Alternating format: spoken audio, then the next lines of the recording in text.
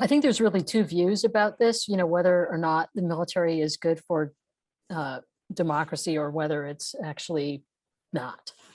On the side of the good, there's the argument that, okay, when there's high levels of militarization, that can lead to uh, an increase in rights for people who are historically marginalized.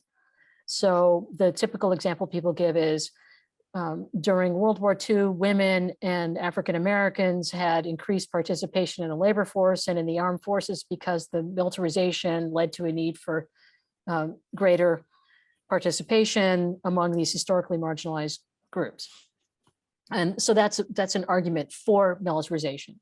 Another argument for militarization is the idea that there can be spin-offs and that there, economic spin-offs, or that leads to the basically greater efficiencies. Okay. And then on the other hand, and this is an old one in the US, where Washington and Madison argued that the concentration of power that comes with long wars and of militarization is bad for democracy. In fact, it's antithetical to democracy. And the argument here is really about the values. Washington and Madison were concerned about this concentration of power, but it ultimately are also saying that the values are antipodal, in the sense that with war, you put force on the table. Force is always an option. With militarization, you're preparing to use force. You've said it's okay. Democracy is just the opposite. It says we'll take force off the table domestically, and we don't value force. In fact, we want to limit force to basically defense, self-defense, or to capture criminals.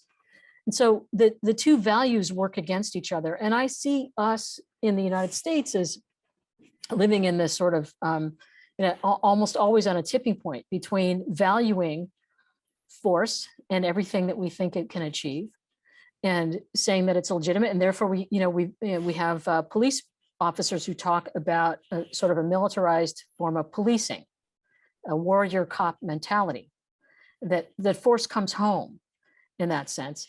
And then we also have a very concentrated form of power where the president can decide by him or herself to use nuclear weapons and declare war, and Congress has become quiescent. That the War Powers Act is basically a dead letter. So the concentration of power and this infusion of values, I believe, hurts democracy. It doesn't always hurt democracy, but on the other hand, when you have greater levels of democratization, we see a greater willingness to resort to other tools, such as diplomacy or economic statecraft, when dealing with adversaries.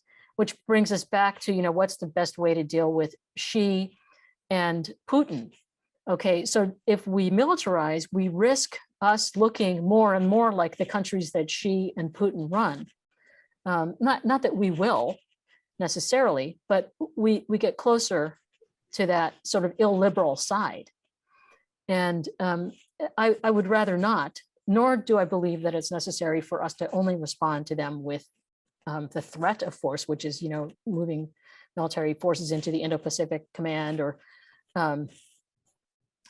threatening to use force against Putin should he cross the line. And I think that these are very real things, but we cannot destroy what it is we seek to protect, or damage what we seek to protect by over militarizing. And I think if you live, for instance, in the inner city, or if you're on Native American reservations, such as at Standing Rock, or the Line 3 protests, you see just how militarized American policing has become. And it is, and sadly,